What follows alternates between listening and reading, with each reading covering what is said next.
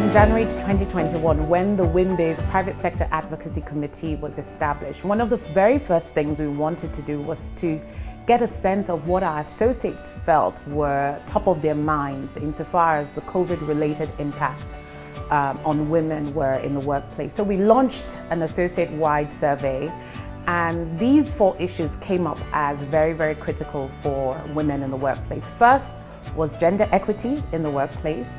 Then we had women in leadership. Of course, that has to do with representation. Then we had access to finance for SMEs and women-owned businesses. And finally, capacity building for career growth. So the committee working on the private sector advocacy initiatives felt that we needed an initiative or program that would help us tackle all these issues affecting women in the workplace. And that was how the idea of the scorecard was launched and birthed. As part of the process to developing the scorecard, we also embarked on a series of private sector roadshows with companies like Sterling Bank PLC, the Central Bank of Nigeria, Nigeria Exchange Limited, and SNEPCO, Shell, Nigeria Exploration and Production Company, to also get their ideas and what they felt their female employees would consider critical to their success in the workplace. So moving on to the development of the scorecard, we were looking for a partner who had experience and a track record in developing metrics like these. And we found that in PwC Nigeria, who came on board with us over a period of 5 months in the development of this initiative.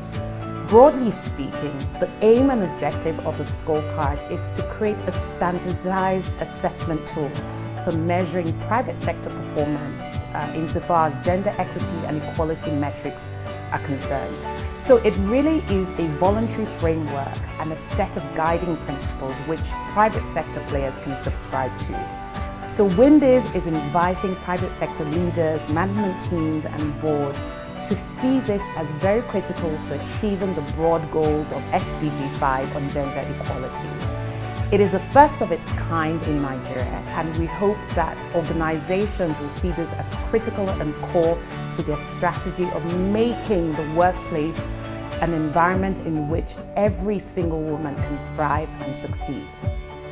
The future of implementation essentially means that we hope to see this widely adopted across the private sector and to become a global benchmark and industry standard for measuring and assessing gender mainstreaming practices, not just within the Nigerian private sector, but the African private sector. Join hands with WIMBIZ as we move forward and look to the future.